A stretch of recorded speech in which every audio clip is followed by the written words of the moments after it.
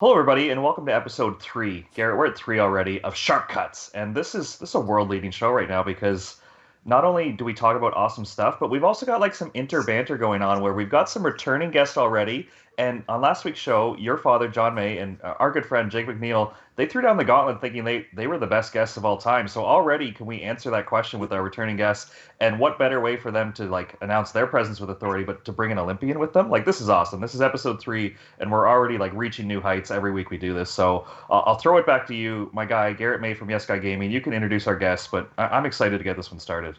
Well, thanks, Josh, and welcome everybody to the show. We're not going to waste any time. Yes Guy Gaming, Passin Dimes, joining up. Welcome to Sharp Cuts. Let's introduce our guests for this episode. So first off, we'll start with, I think, the most important guest, and maybe that's going to be a little contentious start to the episode, but I don't think so. This guy, former beach partner of mine, again, still not ruling anybody out yet. Former beach partner of mine. Played for Canada's beach volleyball national team. Okay, that's narrowing it down so far. Best looking guy we've had on the show so far. That's right, it's Sam Schachter. Welcome to the show, Sam. I feel like you guys say that every single time you have a new guest. We actually do. Welcome to the show, Sam. We'll quickly introduce our second guest, returning to the show, another former partner of mine, great guy. We'll talk about some stuff with Dan later. Welcome to the show, Dan Deering. That's the intro. We'll talk about some stuff later. Okay, yeah, Dan, welcome. He's got nothing to say. That's all right. And we'll introduce our last guest, returning fan favorite of the show. I mean, we'll see. Oscar Kahu, welcome to the show, Oscar. Happy to be here. So welcome, guys. Josh, I mean, let's get this thing started. We got some hot guests. We're lubed up. We're ready to go in every sense of the word. What are we starting with?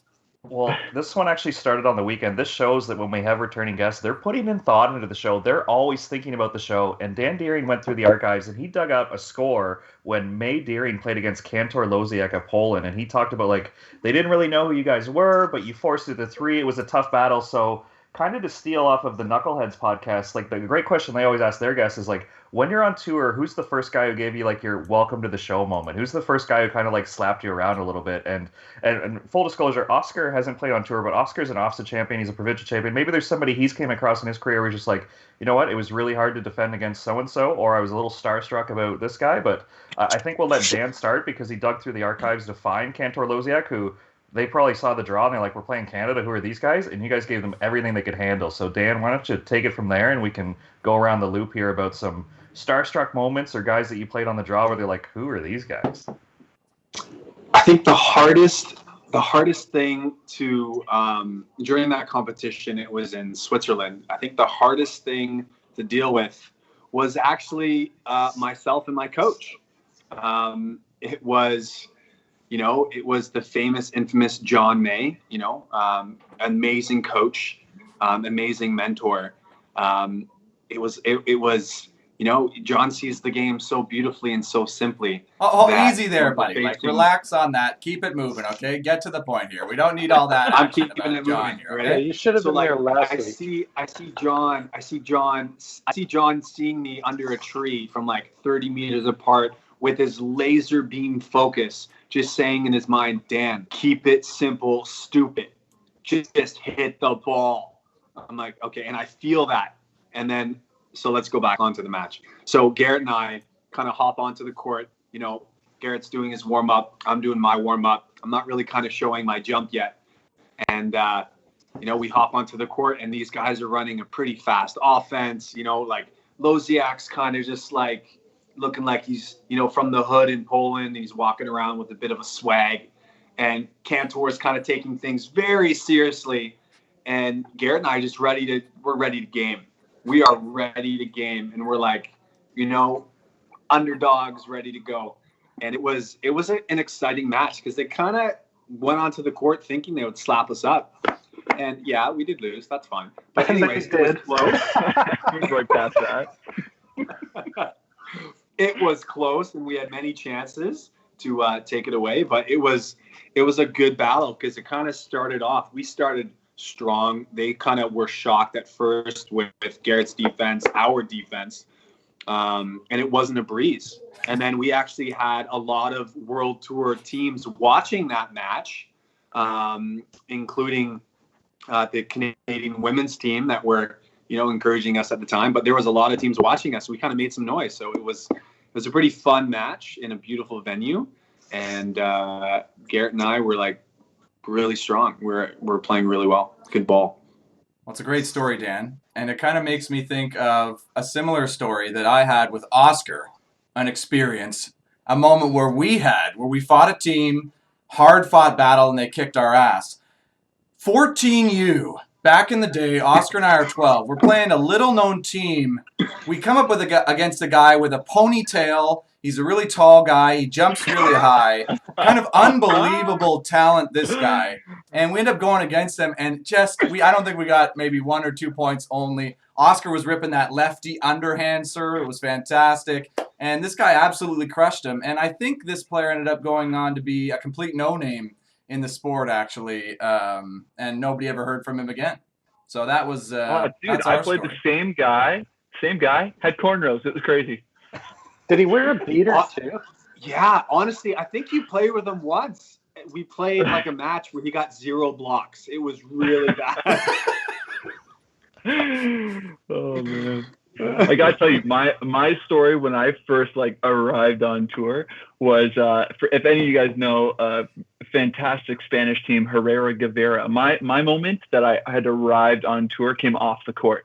So Josh and I had just finished up practice, and I was sitting off by one of the poles at the side of the court, and we're just chilling there. And Josh and I have this ongoing joke about who can fart the loudest. And I just let a fart absolutely rip, and Guevara is sort of running around the court, and he runs beside me right as he hears my massive fart, and he looks at me and he goes, "Canadian boom," and he keeps on running. And that's when I knew I arrived. That was what did it for you, eh? You brought the Canuck stuff, if you know what I'm saying. And he got wow. So it wasn't your play that impressed him. It was just the sound of your fart. I was nobody. Listen, top quality content you get here on Passin Dimes, Sharp Cuts, Josh? You hear the full gambit. I was expecting, because Schachter's actually been on tour long enough to beat some guys, so maybe he came against this guy and got slapped around, but then he came back and beat them and medaled on the podium. But no, he opens up with that story, so can't really expect what's going to happen on the show. I love that. Well, that's fantastic. So really, you haven't played, or you don't have that moment where you kind of went in as the young kid and somebody just laid the smackdown on you and was like, "Hey, you're good, you made it, but beat it, kid," type thing. I mean, my first main draw match was against Todd and Phil, and that was the year that they won 10 out of 12 events. That was with Maverick, wasn't it? For most of it. Yeah, that was with Mav. That was in Prague, our very first main draw, and I actually remember walking into the buffet, the dinner buffet, after we had first got the main draw, right? And you're completely starstruck, all these new guys, and I mean, no one talked to me. I just went and I sat with the Canadian guys. That was the new kid. That's the guy full of gas. Everyone just went away. Exactly. That kind of is a good segue. I kind of wanted to talk about some stuff around that, because when you go on tour, and for those of us listeners out there, it's kind of a different world when you're a professional athlete, right? Because you travel and train with all these same people week after week, especially on beach. I mean, indoor, it's probably similar, but not the same, right? Because you're all going to the same thing at the same time. So I'm just curious, Sam and Dan, kind of what you guys are seeing on the tour, what your experiences with some of the culture there, because I was kind of the same and always was. Never really went to talk to anybody, didn't try to make friends. I was trying to be the enemy guy, I'm going to kick all your asses. And I mean, we all see how it worked out for me, but I'm wondering what it's like for somebody who's maybe a little bit more into that sort of thing. I'll tell you the one word that I use to encompass my relationship with everyone on tour is frenemies. it's like you got to be friendly with those guys because you got to train with them, and you got to sort of it's like that group team culture, because it is the same core group. I mean, with a couple filtering in and out, but I mean, once you get on the court, it's professional. I mean, you get the little rivalries that are fun and sparks fly. I mean, you see those little things sort of develop over the years, but for the most part, everyone's pretty cordial. I wish it was more of like that AVP atmosphere where those guys get a little chirpy, they're around each other a little more often, and that sort of develops. But I mean, it's a little stiff. It's a little stiff on the court. So you don't hear any really chirps flying or anything. We know our resident chirp expert, Volley Chirps, would be bringing maximum level chirps there if he were there. Oscar, you got any? While we're at it, I mean, not a great segue, but you got any chirps for Sam's game right now? Just like his whole camera, the whole look. For our listeners, you can't see. Oscar, you got anything brewing over there? I'm not even sure what you mean. What I'm commenting on here. Yeah, great point. Sam, am I supposed to chirp Sam here? I don't want to make. You started Volley Chirps. You got a bunch of followers. You got to be ready to throw a chirp at any moment on this show. Well, sorry you set my expectations so high. Maybe I should have it. Well, if we're just putting Oscar on the spot, I'll take a turn because Oscar has a hilarious interaction with Martin Reeder, and it was actually a reverse starstruck where you didn't actually recognize him. You told me the story on the beach crew, and I've retold it many times. I was hoping to get your version of this story. Okay. I'm a little rusty on that version. If you could get it started, and then maybe anytime you want to interrupt, awesome. So Oscar's during the OVA Beach Tour, when the tournament starts to wind down, nets start being taken down, right? So Oscar's just watching, like he's obviously working on the crew, but the tournament's winding down, so he's watching Garrett late into a tournament, right? And there's this guy with an aura around him. He's just like stretching. There's like only a little bit of sun at the beach, but somehow he's in the sunlight and he's just in the distance stretching. And then he comes over and asks you for the score, and you start talking to him about volleyball. Yeah. Okay. I'm starting to remember now. Yeah, he's off on his own. Doing exactly what Garrett was doing just there. He's like stretching on his own. He's like, he looks like a beach guy, like Mr. California. He's got a tan. He's got no shirt. He's well built, and we just start talking about the game. This was like a big game for Garrett at the time too. I think I remember that it was like the Podstockers, wasn't it? I don't know. It was an early one like that, but then he starts asking me just like what the score is, and I'm like, yeah, and I'm like, do you play? Because he's a tall guy. That's heartbreaking. Yeah, and you know what? I only learned that could have been heartbreaking well after the fact. I thought he took it pretty well.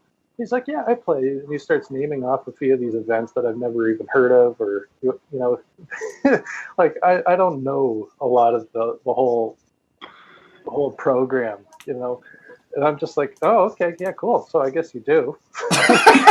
I'm just gonna go watch my friend. A simple yes would suffice. That probably buried him emotionally. I know if it were me, I would be like upset. Here I am, big shooter. I won the tournament yesterday, and you're folding me up. You don't even know who I am. Yeah. It's like, the line that killed me is if you ask him if he plays, and you're like, oh, okay, cool. And then he starts naming all these things, and he goes, oh, I just went to a tournament with Aaron Cadu, and you let up like, oh, I know Aaron. Yeah, yeah, he's my coach. I know all of the scene. I know everybody on tour. You play? Yeah, okay. Yeah, that's the story. That's funny. Yeah, I did not know who he was, but I feel like you volleyball players have to get used to that. Believe me, we're well used to it. I've heard of stories of you guys walking around in China, though. Or when I think Gary, you had a story about you and Rich when you were playing, walking around. I don't even know some town where they hold these events, and people are just taking photos with you.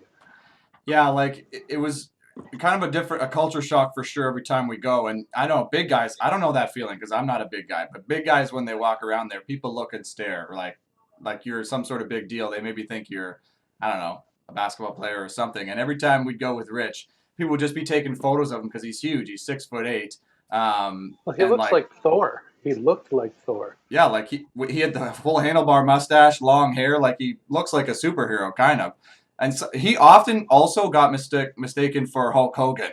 and people would just say, "Oh, Hulk Hogan!" Like, and they're taking a picture of him. It's like, no, actually, it's not. But we posed for a lot of didn't hit him with, photos, like, a and I don't know brother where or those are anything like today. that? Brother. He used to do such a good impersonation. Holy crap. Yeah, and he leaned into it. I have another funny story about traveling with Rich, actually. When we were in China for the first time, this is my first time in China. We get there, we land, we get to the hotel, and we're like, damn, there's no food, everything's closed, like, we got to find something. So we're walking in the street, and we're trying to look for a McDonald's. And we're walking around, and we're saying, McDonald's, have you, like, and we don't speak Mandarin, like, nobody's speaking English. We're, like, in China, we're McDonald's, and nobody seems to know what we're saying. So we're just killing ourselves, kind of, but also because we're starving. And so we start, like, really hamming it up with the Chinese accent. McDonough, like we're kind of being rude, but we're thinking, oh, like nobody understands us anyway. What's the point? And we just get really McDonough, and finally we go McDonough, and somebody goes, oh, McDonough, oh yeah, points us in the direction of McDonald's. And we're like, oh my gosh, that actually worked. Unbelievable. Oh, man. What did you get? That one tour. I remember the first tournament I went to with him. It was another crazy, like, 12-hour flight somewhere insane. And Rich's feet swell up like balloons. So he's wearing these, like, flip-flops. And you can't even see the string because his feet have, like, enveloped the flip-flop. It was it was comical. It looked like a cartoon. I swear to God, it was the craziest thing. That's kind of wild. You can't fit into the slip-on either. You can't adjust the Velcro. You gotta wear the thong. Maybe he has a bit of Hulk in him too. If you're just gonna swell up when you get sucked. Don't make him angry. Don't make him angry. Hulk Hogan. Ah, boys, man, funny stories from Play on Tour. Like a lot of competitive dudes, a lot of intense moments, funny stories for sure. We're trying to emulate that a little bit on the show. So if you're still listening, thanks for joining us. Things have gotten a little bit competitive on the show, Josh. We're only in episode 3, and we've already had some sparks being flown back and forth. We had some chirps. We had episode 1. We had episode 2. I'll let you guys in on a little something. I did a poll on YouTube. Yes, Guy Gaming, subscribe. And I asked who has been our best guest so far. And I'll put the results up on YouTube if you're watching. I'll try to get it in the video, but I'll just read them out as well. So we had Dan Deering, Oscar Kahu, who are joining us right now. If you didn't know, those are their names. We also have Sam Schachter, so we'll have to get the opinion on Sam's ability to be a great guest. But then we had Jake McNeil, John May. I added a 5th option, guys, because the 5th option was this show is garbage. I figured I'd just throw that in there and give people a chance to, really share their true feelings if they felt that way. So the standings are... Now you know who to block, whoever voted there. Yeah, like if somebody votes this show is garbage, I immediately just block them on YouTube. Flag as content, whatever. No, I can't see who voted what. So all these votes could be Oscar just voting. I don't know. You said last episode about making a bunch of fake accounts. So Yeah, I think since the last episode I had talked about creating 1,000 emails or something. Since then, actually, I've actually figured out a way to do a, basically an email farm I've hired in India, and I've got this poll rigged. So by the time you post it up, it'll be totally bastardized. Okay, well then these votes are definitely you. But I'm kind of surprised. These results are crazy. So tied for 2nd place is Dan Deering, Oscar Gahu, Jake McNeil, and This Show is Garbage. So boys, you guys couldn't even beat This Show is Garbage. That is a low bar to hold. So I'm obviously disappointed. We're all at about 100,000 votes each, right? Well, let's not talk about how many people voted, okay? The numbers, we'll just leave those a mystery for our viewers and listeners out there. No need to get into that too much. But number 1, John May, Dad, with 60% of the vote as the best guest so far on Sharp Cuts. I'm kind of in shock, Josh. I think he drives the controversy. Like, he even called out Dan and Oscar, like when we were talking about like, oh, this show's going okay, but Jake's not pulling his weight. John stood up, was like, no, I think Jake's doing a great job. Everybody's pulling their weight. You know who absolutely sucks, and that's why they're not on the show, is Oscar and Dan. That's a direct quote. He said that exactly. Well, like that's him. He's trying to stir up whatever's not there. Oh yeah. It's how he coaches too. It's just make you doubt yourself. You end up coming second because of it. You know. Sounds like a top-notch coach. Yeah, well, I don't know who's voting for him. And Oscar, I'll admit to the listeners as well, if you're still listening, we tried to fudge the vote. Like, we legitimately tried to influence the results of this poll. Like, I sent out to the buddies, the group chat, I was like, boys, Oscar's getting his ass kicked by This Show Is Garbage. We gotta get this going. And a little sharp cut scandal. It did not work. Well, That's offensive. Tied for second. Now, Sam, have you technically been coached by John May? Like, do you have any interactions or stories? Because Oscar, we still got to argue about the playing time thing, and we got to match up that they're on the same episode sometimes, so there can be some confrontation. And Dan, you've shared some good stories about working with the big shooter. I'm wondering, Sam, has he ever been in your corner or punched you in the brain with his words somehow before? Like, have you had any interactions? Oh, hell yeah. Hell yeah. I mean, I of course worked with John when I played with Garrett at Junior World Championships when we played together. So that was really my main experience with the guy. But euchre every night, how could he not mind punch you? You know? We did play euchre literally every night, every chance we got, and it got competitive. We were going It was more hard. competitive than the matches. It was more competitive than the tournament. I swear to God, I was like shaking. I got into the match. I was like, "This is a breeze." That's true. Punching me for 6 hours. Yeah, And, you have a competitive got group nothing. of people.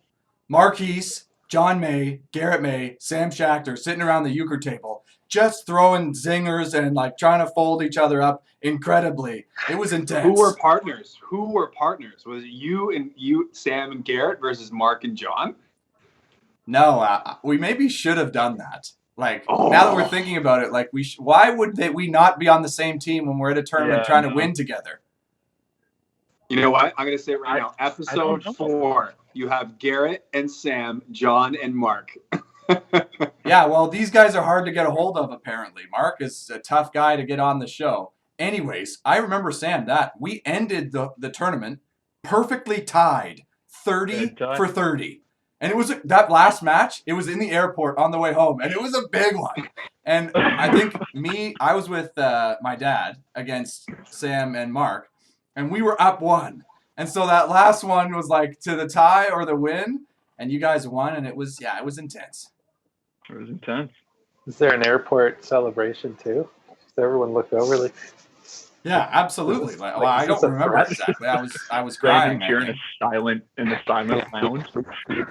Yeah, it's silent in the airport, and Sam and Mark just, yes! Everyone's like, what is that? Who are those crazy people? It just reminds me of those They were times in high unhappy. We school. almost got arrested. It reminds me of those times in high school where you're sitting at the lunch table and me and Garrett, like, you're sitting close to this other table, and it's like all of a sudden, like, they're just playing dominoes, but then they are slamming. And there are videos. I think this is still a phenomenon that happens. Like, the guys are just slamming dominoes. You start to break the table in half, and it's like, this is dominoes. Like, this is God, it was not 30 serious. dominance, baby. Yeah, seriously. And we were that intense with euchre, too. It was like, no, come on. We're like, absolutely let him know. But then it just builds, right? Because the next game, you got to go even bigger than the other guy. I remember, Sam, and I kind of want to get your thoughts on this because I haven't asked you about this, is we had kind of an interesting moment at that tournament. For reference, Sam and I played way back in the day. It's 10 years ago now, Sam, if you can believe that. In the Junior World Championships together, where we ended up winning, no big deal. And there was a moment where we were late for a meeting with Leonard, the coach at the time, and we were in the middle of a euchre game. So there was a dilemma. It was like, you gonna be the one to walk away? Like, no. Are you gonna give up? Like, you gonna forfeit? Right? So it was a tense moment. That's great. And then it sparked an even more interesting conversation because Sam, you made the reference. Oh, well, like, no, like you got to show up to your employer, basically. Like you equated it to, we got to show up to like our job for our boss, basically the coach. And my dad called you out and said, what do you mean? He works for you, not the other way around. I'm just curious, like what you thought in that moment. Has that stuck with you? Because I'll remember that forever. Changed my world. No, I don't remember that moment. I was traumatized by Leonard making us run about 2K every single morning. I can't remember it anymore. Leonard was, for context, our coach at the time, the guy who was our employer, as it were. But yeah, no, I mean that I definitely think about it more that way now. But I think back then I was a little kid that was a little bit more used to just following some direct orders from head coach. Used to that indoor environment where I felt more like a piece of a puzzle rather than the employer, as you put it. So you don't remember that at all? No, I blacked out. Isn't that crazy though? Because like you hear sometimes Canada too, wins long euchre games. I'll tell you what I do remember from that tournament is you sitting there in your bed playing Civilization. Yes Guy That was a Gaming, pretty subscribe. fun I mean, moment. it was a precursor. Like, I mean, come on, we should have seen the writing on the wall then. Should have seen it. I should have seen it right there. We were ripping it at that time. Yeah, still we do. definitely were. I've put probably 1,500 hours into that game. Is that a shocking number? Like, that's maybe I should have been practicing more. I might have done better. For most people, that's a shocking number. For you, All right, relax there, buddy. Okay, number second in the vote of best guest. Okay, Finish easy that there. sentence. Finish Throwing it. chirps. Yeah, easy there, second place. Yeah. Hey, you watch it too there, second place. I purposely didn't put myself in because I know I'd be like, I'd either be last or like first. It'd be like people hating on me, like you suck, Garrett. So I was like, no, I'm not gonna do that. No, we're here to stay. You can't do that. We don't belong in the poll. We don't need feedback, Garrett. We're the whole show here. You're the employer. Yes, I totally. Well, I mean, to be an employer, you got to pay people who are, who come on the show and stuff like that. And I mean, I don't know if you guys were expecting to get anything, but there's nothing coming your way. So sorry about that. Oh, okay. If they read their waiver, they actually owe us money. Did we get the waivers ready so these guys can't start their own show finally? Or No, we totally forgot again. Are you kidding me? I blow it every single week. Okay, just agree right now. You guys can't start your own third show now with you three guys. Like, you just can't do it.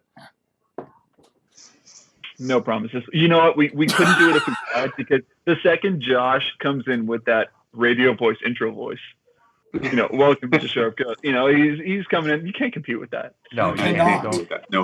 no. Yeah, we locked them down here on Sharp Cuts. Don't even try. I do want to We bring up tried. that We for tried last time. We tried going deep lines. cease Oscar and I desist. tried Cease setting and up. It desist. failed miserably. Brutal. Okay, but this is maybe why some of the fans think my dad was a good guest, because he said this. He goes, no, you're thinking about it the wrong way, Garrett. You got to franchise it. And all the shows that spawn from the show, you got to get a piece of. And I was like, yes. What are we thinking here? Spread the word. franchise. So Baby. Franchise it. Huh. You're going to be the McDonald's of podcasts. The McDonough of podcasts is right. McDonald's. something like that. They're going to know you in China. Shop cut. Stop cut. Yeah, hey, I hope so. I got to translate this to Mandarin. It's going to be tough, actually. Mm. 可以帮我吗?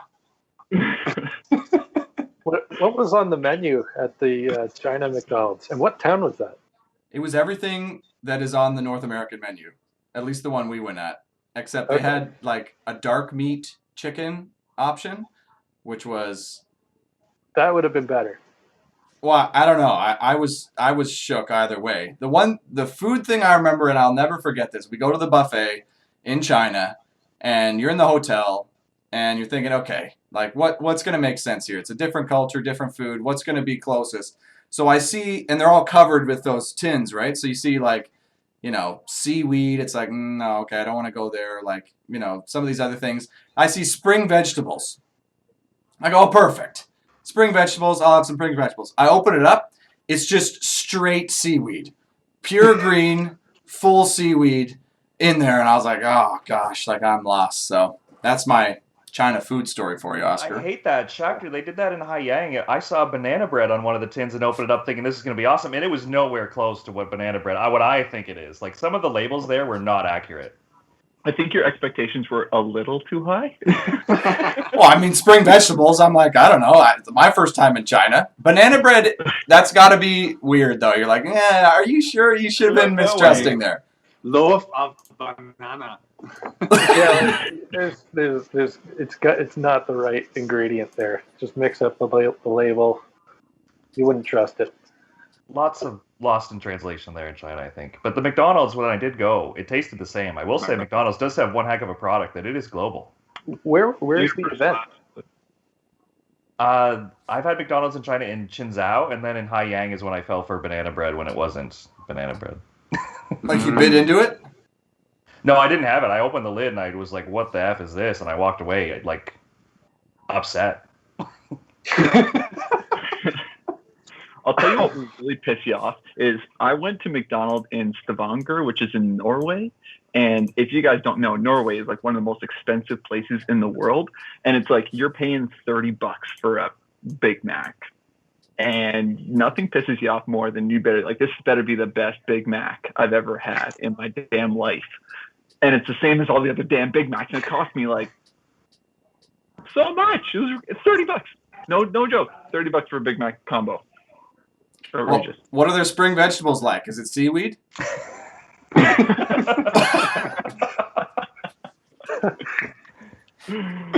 All right. Well, listen, Sam. You don't get cut fries. You get seaweed. Sam, it's your first episode. You've had a little bit of time under your belt. Now, let's really get into some sharp cuts. You got any juicy piece? You going to break any news here for us? You're an Olympian. You're on the beach volleyball national team here for Canada. Do you have any prepared, scripted, breaking news you're going to bring us, or are you just kind of showing up? I mean, I'm just showing up. I told you before the show, I bring the Canadian boom, and that's it. I don't want to hear that.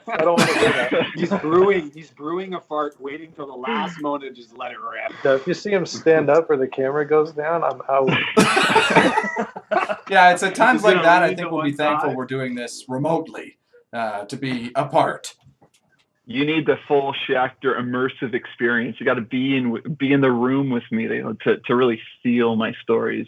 It's true though. I mean, aside from the farts, which I'm going to try to just glaze past, I mean, you do have a bit of an aura around you, and we witnessed that a bit when we were talking a couple weeks ago about Dan's kind of somewhat viral video where he put the water bottle on the antenna and then laid that massive bounce. Just wondered if you saw that video back, or your thoughts on that. I saw that video back. I gave that look. Oh, you're trying to star in the video. You're trying to get some press out of it. You can't see the look I just gave, but damn. You guys don't know this, but the look actually was after the hit was made, I heard Sam fart. And he kind of looked into embarrassment. He was like, oh. That's what the face was for. Who's that baby? What's that Johnson & Johnson baby? It's like, It did look like that. Yeah. And I mean, that was a huge bounce. Are you guys, like, when you guys pair up in practice, because Sam, I know your partner, Sam, is taking a bit of a leave right now, right? Like, he just had a baby? Oh, he's back. He's back. He's back. Okay, well, welcome back, Sam. Congrats. When you guys were pairing up, you and Dan looking for an extra partner, are you guys just dominating? Like, is it even close? Dan?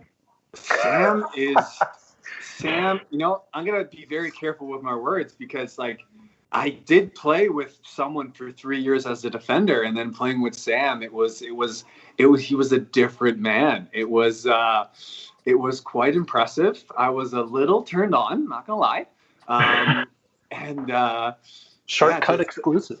It's, you just... Hey, I'm trying not to get jealous over here, Dan, but you're putting on a little thick, all right? We played together. Like, what the heck, man?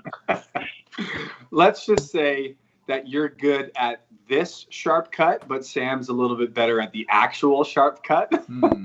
Interesting. Yeah, Sam does a wicked cut from the right side. Oh yeah. I'm cooking, baby. Just cooking.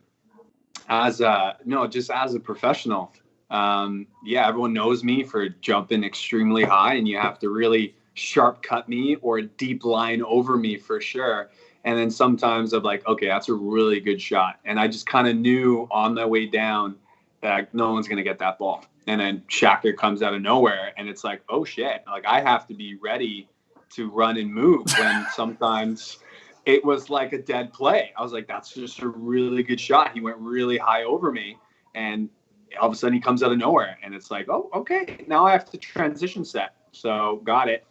Yeah, well, I will say better take that ball if my blocker's touching 12 freaking feet. Yeah, I mean, I will say it's funny you're saying that, Dan. I don't think that was much different back in the day. I think maybe just the awareness around it has changed a little bit. I think there was balls still being picked up behind you back in the day that maybe weren't getting set. I don't know though. My memory's a bit fuzzy, but it's been such a long time. It's been like 5 or 6 years from feeling that comparison, right? So it's beautiful to feel that again, for sure. Well, I'll tell you, I'm digging no roll shots these days, so that is that. Now, Sam, I'm curious because you were kind of there in the center training in the times when kind of Dan and I were, I want to say not, we were there present, but there was some training going on with my dad, and he'd bring in a ragtag group of people, just the most random people you've ever seen to train with the teams he was training with at the time, Christina Valius, Jamie Broder. He'd bring in random people, including Oscar Kahu, to throw down in some of those sessions. When you come in, you're practicing at 10 a.m., the 8 to 10 practices, John May with these girls, and a couple of scrubs. What's your first thought when you're walking in there and you're seeing this atmosphere at practice? I mean, there was always a ruckus going on those courts. I mean, everyone was keeled over. Every practice, that was the John May way. I mean, that guy would just run you into the ground. You didn't have to do cardio after those practices because he would run everybody ragged. So from our standpoint, it was hilarious and definitely entertaining because, I mean, he would just be ripping on everybody. I mean, breaking you down, making you feel like crap, making sure you'd lose. And from the outside, it was awesome. And then seeing new people, Oscar coming in all the time, just shell shocked from the environment. It was awesome. I mean, I love it. I loved it. Yeah, that was fun, especially when I was hungover. So didn't want to do that again. But yeah, it's been a while since I've been there. Are you like, what's the update on sort of the whole professional circuit now, Sam? Since you're, as far as I know, you're active. Yes, I am active. Yeah. So like, what, do they even have events anywhere in the world, or is that like, because they have like the NHL going on right now. They've got some sports league they just finished. Like NFL. Can you even do any sort of beach events or? You know what? Honestly, I mean, not a ton of funniness coming out of this. I mean, everyone's pretty spooked. Everyone's pretty spooked from COVID. I mean, they're running an event now, but I don't completely blame them. Everyone's in such different situations, so they'll make the most of it, and I'm sure they'll figure out before the Olympics. Hopefully, we all get to qualify and get there. But yeah, I mean, to be honest, sort of everyone's in the same boat. It's not amazing, but we're making do, and I'm sure things will turn around soon. So when's the Olympics? Like I haven't even looked at all of this because I've kind of tuned out news at this point. So what's happening on that front? Well, it's going to run because rich people really want it to run, and they've spent a lot of money, and I don't really blame them. But yeah, I mean, I think it's a go as of right now. So I think they'll make the final call probably by May. I think that's the deadline. If they need to cancel it, it'll have to be by then because they don't want people booking flights and all that nonsense and then having to bail on it. But yeah, no, I mean it's going to be a go, and vaccination or not, there will be no fans in the stands. That's what I'm hearing. But I mean, it's all sort of rumors right now, so nobody really knows. I know probably about as much as everybody else, which is the saddest part of it. So let's say it does go. Olympics are happening. Let's say Sam Schachter, Sam Pedlow, they qualify. What can we expect? from Sam Squared in terms of results at the Olympics. Are you going for gold? Are we getting that? Are complete domination? That's all I do. You got to go in. If I've learned anything from our relationship, Garrett, and our partnership, you got to go in with the belief, and you got to believe. Yeah, and Josh and I are struggling with that a little bit on this show, actually, the belief that it's going to be successful. So thanks for reminding me of that. That's a tough thing to go in and just expect that you're going to be the Olympic gold medalist. Like, hey, I know that. It was tough for me and it didn't work every day. But I'm glad to hear you're feeling that way. I mean, what makes you so confident? Well, we're well rested right now. We haven't played in about a year, so I feel pretty good.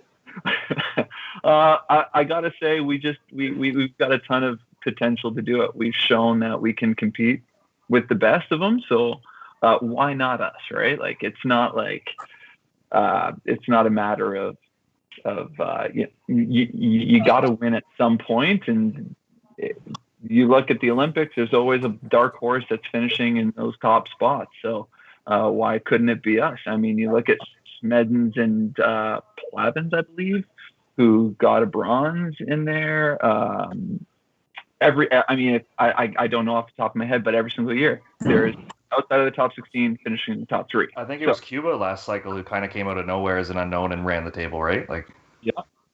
I mean, those of us who'd faced them in Orsica knew they were coming hard. Yeah.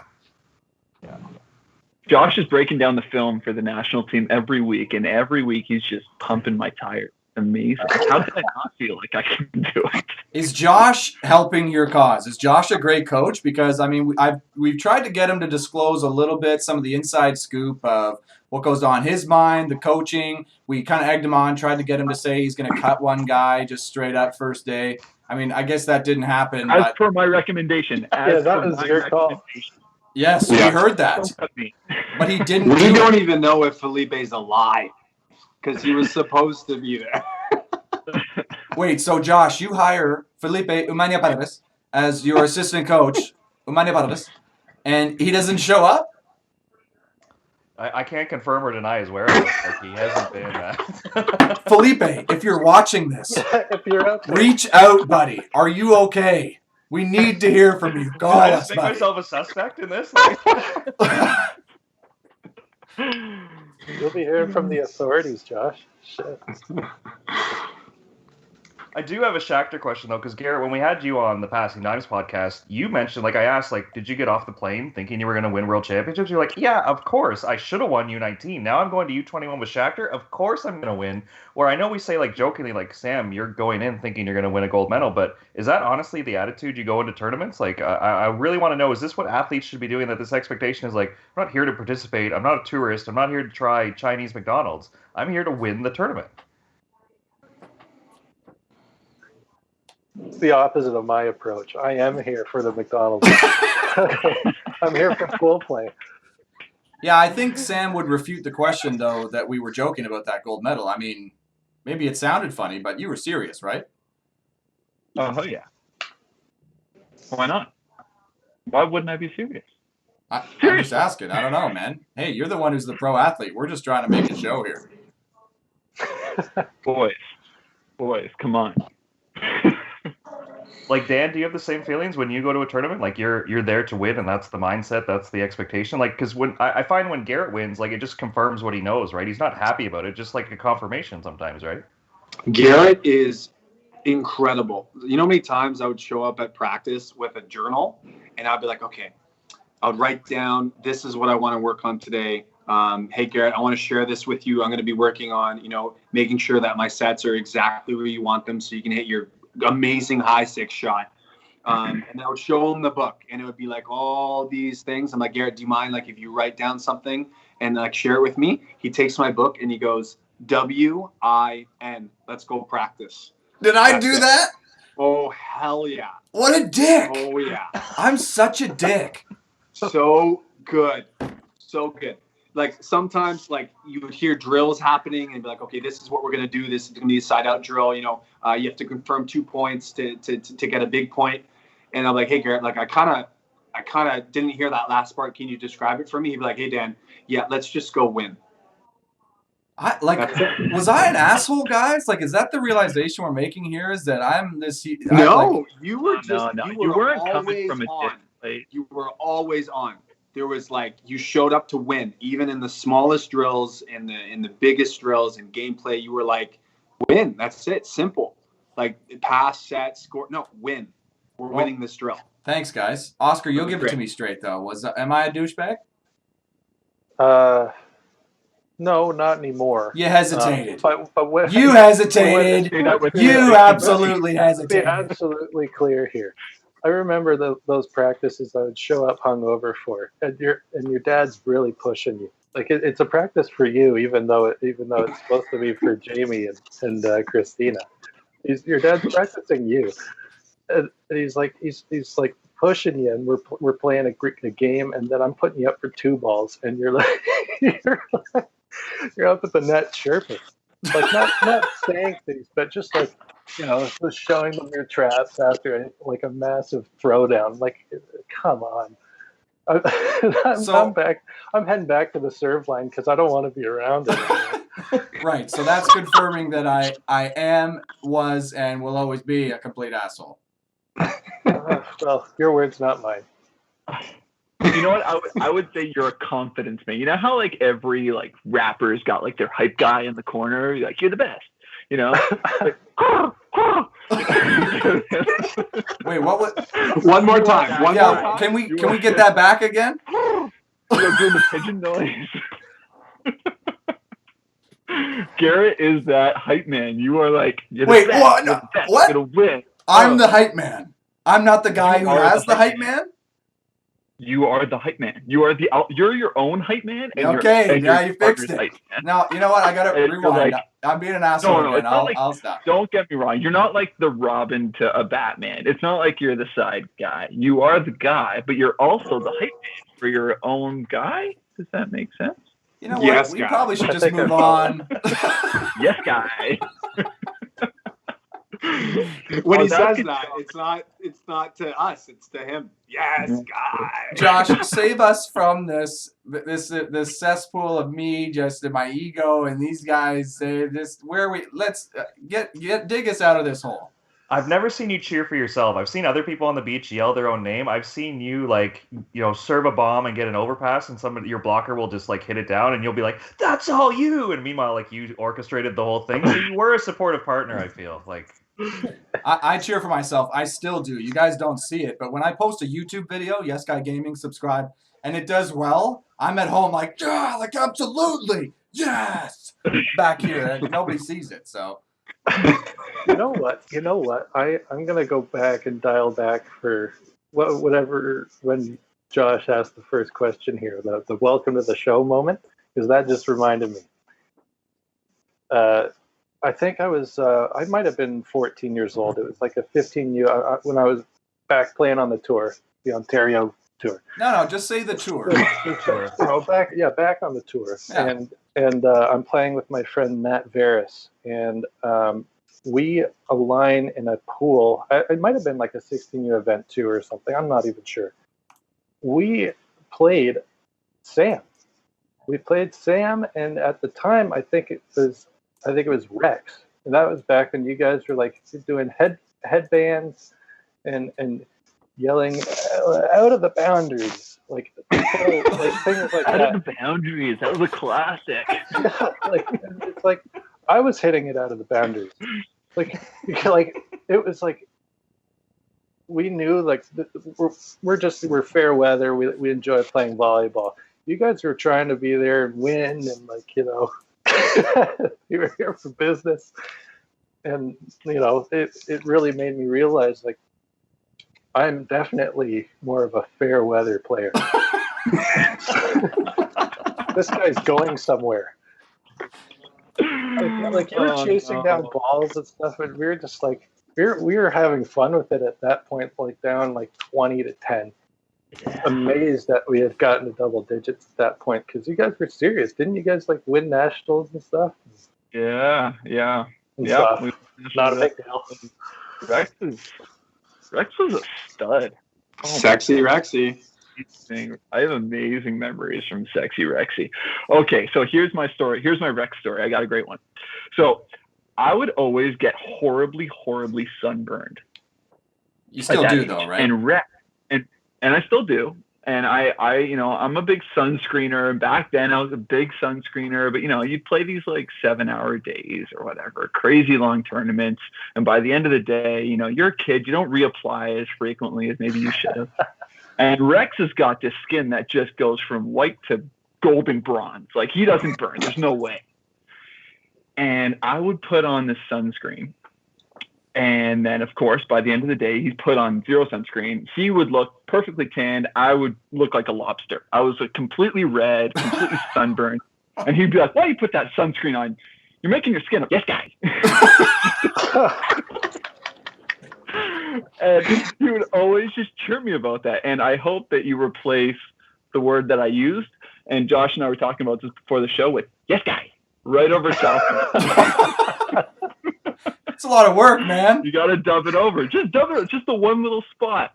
I mean, or you cut the story. I get it. No, there's no cuts. This is sharp cuts, buddy. We made one cut at the beginning, one cut at the end. That's it. Sharp cut on that story. Yeah, like it's a sharp cut. There's no soft cuts.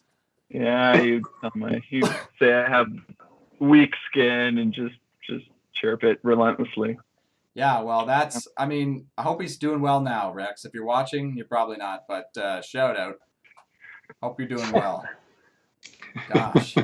Yeah, back then it was the game was in Coburg, I remember, like where the nets are short and the sand is firm. Oh yeah. Are you bringing the headband back, Sam? That must have been Rex wearing the headband. I don't remember ever wearing a headband. I have a memory of you wearing a headband. Magic. You and Rex both, not matching. You know what? Maybe. I'll give you a maybe. Yeah, bring it back, buddy. Swag. It's what it's all about. We got to get some personality in this game. Dan knows. Oh, yeah. I'll change my hair every year if I need to. Well, let's bring the cornrows back. Let's get headband back. We'll get long and shaggy-haired Garrett and Oscar back. Josh, what's your retro look? I think the beach crew, because I also had weak skin, I was the guy on the beach with like a long sleeve underneath a tank top with a straw hat, and like I was sun protection for sure, in the shade as much as possible. Like Shady Josh. We never called you that. So shady. No, those are like the Team Ontario or Team Canada coaches staying in the shades and watching with their clipboards. I don't remember any names, but they would stay in the He's only allowed to coach us during the winter. Hey, Exactly. do they still do that? That's a good point, Jason Oscar. Hubbard was the best. He would always pull up his chair and be there the whole day. Like he would put in some time. Yeah. And like, tell me if they still do this, if this is still a thing. Like, Oscar and I used to laugh hilariously when we were on Beach Crew watching like these coaches, and they just take people off into the woods, like off, like secluded, like sitting, like we'd see people like there's like a group of trees at Ashbridges Bay where we played tournaments, and that's like, you're in a forest basically, and they're like standing huddled, 3 people like talking game plan and stuff. Like, is that still a thing? Because that was, I mean, I feel like it was kind of weird. I mean, It we was even had weird to see. It was very weird to see. You'd finish a game, you'd walk on the boardwalk, and you'd go like be filling up your water bottle from a match, and you just look to your left, and it'd be like someone being disciplined, sitting in a chair, like these 14-year-old girls was wrong, and crying. you could have done things better. Yeah. Yeah, like it looked like they he's were back. being disciplined, but they maybe were or weren't. We don't know. Oh yeah, we don't know, but just the visual of it was like Yeah, their own like little dark oasis. This is team on, like yeah. it was definitely visually weird, but they could be like, you guys did such a good job, but just because of how the way they looked, it was very weird. Do they still do to that, be Josh? fair, I don't think it was just Team Ontario. Dallas's worst memory on the OVA Beach Tour was getting to the playground with you, Garrett, and getting yelled at by John May for like an hour straight because you guys didn't win an OVA event. Well, listen. There is a number of famous locations for John May lectures. Oscar knows because he's been on the receiving end of several. Come over to the house. Dad's in his NHL boxers. I don't know if you guys ever saw the NHL boxers. We should ask him about it if he ever comes on the show again. He's got boxers with the NHL team on. He's wearing them like shorts. He's got no underwear on. That is his underwear. And he's given full lecture to whoever's in the house on Sunday morning. So that was a pretty regular thing. I don't know. Like, he'd take us anywhere and lecture us. We just wanted to get out of there because we didn't want anybody to see us getting reamed out by him. That's why we wanted to be in the woods. I asked because I remember it being super weird. They don't still do that, right? Like, it's not like at the training center, you're indoors, and they're like, oh, actually, we got to go into this corner to chat. Or do people still do that? It's tough to say because we haven't had an event in so long, but I feel like it's still like looking for meeting space is hard at Ashbridges Bay and Downsview. I feel like some people get pretty creative with it. That's true. You're right. As we got Sam Schachter having technical issues here, can we just say both? Sorry, guys, my internet keeps cutting out. I don't know what's Seriously, going on. like both. It's because honestly, it seems like he's in like Mexico in a basement, just sipping on his Corona. He's definitely not in Canada. He's somewhere else. No, Yeah. he needs all the sunscreen he can get. He wouldn't be anywhere sunny. It's true. Well, I wouldn't be talking though, Dan, because you've had a crappy connection this whole time too. You guys got to get your internet. Are you guys fixed. just chirping me? I can't even hear a thing that you're saying. I just hear that you guys are chirping me, and I'm not happy about it. It's my internet. It's not my fault. No, it is your fault. Get that fixed up internet. I know you can't hear me. Maybe you can read my lips. I don't know. Dan, you too though. Like, get that internet better, buddy. Oh gosh, what kind of operation are we running here? Going back to that poll, I think I'm going to go and vote this show is garbage.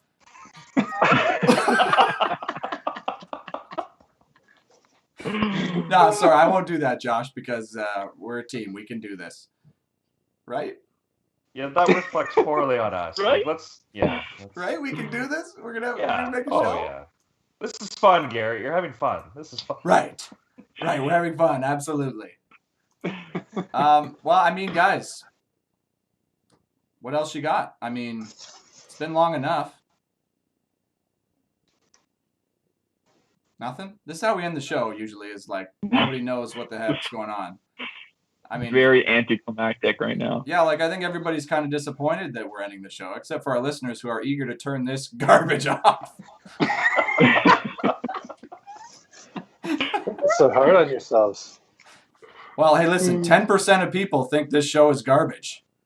Yeah, that's low. That's true. So that means, Oscar, you and I, we have 10% of second place. Let's go! Yes, guys. Well, yeah, maybe we'll do another poll after this and be like, hey, we got to include Sam Schachter in this and see. If I do that, what's the other option that I should put? Should I include this is garbage, or should I throw something else in there? Lost connection again. Well, that's great, Sam. So I think Sam's internet is garbage is going to be definitely one of them on the list. Like, just definitely prominent. I think maybe I'll just make a single poll with one option. The question, is Sam's internet garbage? And the only answer is just yes. He won't even be in it. Oh my God! God damn it! That's a great moment. You can't see him. Oh God! Okay, guys, stop. He's back. I cut out when you said Sam's going to be in the poll, and then I knew you guys were going to start chirping me again. It was a whole cycle. Yeah, I said I'm Let's making a stop poll, trying. and it just is Sam's internet garbage. And the only answer is yes. Well, no, seriously, Josh, you Someone's probably gonna better have start all shutting down the the show, or else we're bandwidth going to in be my here house. all day. Sam's Can't hear you. disconnecting. Don't know if Like, you can hear I me. think it's a signal. God damn it! Like, the show is literally falling apart here at the end. Yeah, we we have to got it. apologize to our viewers. Listen, you chose to tune in to this. I mean, thanks for not voting that this show is garbage, by the way. Yeah, thanks, Mom, and whoever else is still listening to this. Appreciate you sticking it out this far, and I think we'll have to shut it down there.